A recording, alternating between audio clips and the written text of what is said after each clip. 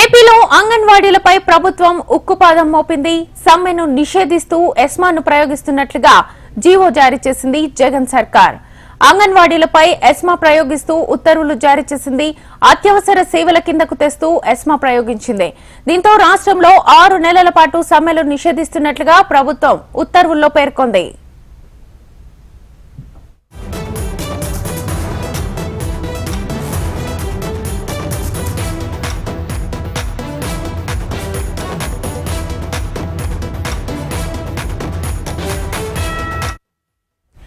ఏపీలో అంగన్వాడీలపై ప్రభుత్వం ఉక్కుపాదం మోపింది.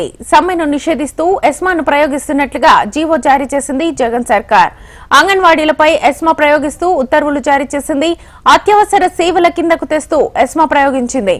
దీంతో రాష్ట్రంలో 6 నెలల పాటు సమ్మెలు నిషేధిస్తున్నట్లుగా ప్రభుత్వం ఉత్తర్వుల్లో పేర్కొంది.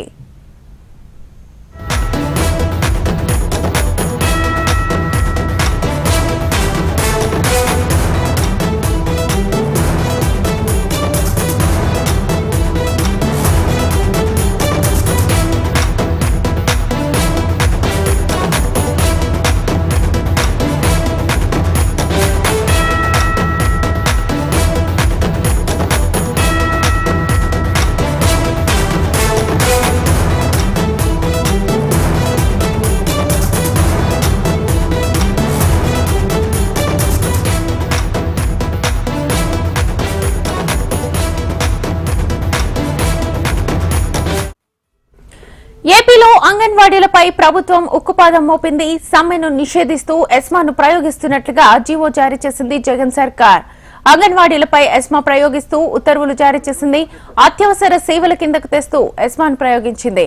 దీంతో రాష్ట్రంలో 6 నెలల పాటు సమ్మెలు నిషేధిస్తున్నట్లుగా ప్రభుత్వం ఉత్తర్వుల్లో పేర్కొంది. ఫుల్ డీటెయిల్స్ మా ప్రతినిధి వినయ్ లైవ్ ద్వారా అందిస్తారు. వినయ్, అంగన్వాడీలకి ఏపీ ప్రభుత్వం షాక్ ఇచ్చిందని కూడా చెప్పొచ్చు. దాంట్లో భాగంగానే కొద్దిసేపటి క్రితం అంగన్వాడీపై ఎస్మా ప్రయోగిస్తూ ఒక జీవోను కూడా విడుదల చేసింది. ప్రస్తుతం సమ్మె నిషేధిస్తూ కూడా ఒక జీవో విడుదల చేసింది. అయితే గత కొద్ది రోజుల నుంచి కూడా తమ డిమాండ్ పరిష్కరించాలంటూ కూడా అంగన్వాడీలు పెద్ద ఎత్తున రాష్ట్ర వ్యాప్తంగా ధర్నాలు చేస్తా ఉన్నారు. అటు విడతల వారీగా కార్యాచరణ కూడా ఉధృతం చేశారు. ఇప్పటికే అటు 2 మార్లు మంత్రులతో సమావేశం కూడా అంగన్వాడీలు అయ్యారు, కానీ చర్చలు ఏమి కూడా సఫలం అవ్వలేదు. సో దీంతో అటు ఎమ్మెల్యేలు ఎమ్మెల్యే ముట్టడితో పాటు అనేక కార్యక్రమాలు చేశారు. తమ డిమాండ్లన్నీ కూడా పరిష్కరించాలంటూ అంగన్వాడీలు పెద్ద ఎత్తున ఉధృతం చేస్తున్న నేపథ్యంలో అటు ప్రభుత్వం కూడా అంగన్వాడీలకి సరికెట్టే ప్రయత్నం చేస్తా ఉంది. వరుసగా డిమాండ్లకు సంబంధించి అటు ఒక ఆర్థిక పరమైన డిమాండ్ల విషయంలో ప్రభుత్వం ఆలోచన చేస్తా ఉంది. మిగిలిన అన్ని అంశాలపైన కూడా ప్రభుత్వం సానుకూలంగా స్పందిస్తుందని కూడా చెప్పొచ్చు. అయితే సుప్రీంకోర్టు తీర్పు ప్రకారం గ్రాడ్యుయేట్తో పాటు మిగిలిన ఆర్థికంగా భారమైన అంశాలు ఇప్పుడు ముందుకు వెళ్ళలేవని చెప్పి కూడా ప్రభుత్వం తేల్చి చెప్పింది. దాంతో పాటు 2 సార్లు అటు గ్రూప్ ఆఫ్ మినిస్టర్స్ కూడా అంగన్వాడీ కార్మికులతో సమావేశమయ్యారు. ముఖ్యమంత్రి జగన్మోహన్ రెడ్డితో డిస్కస్ చేసి చెప్తానని చెప్పినప్పుడు కూడా ఇటు ఆర్థిక పరమైన అంశాల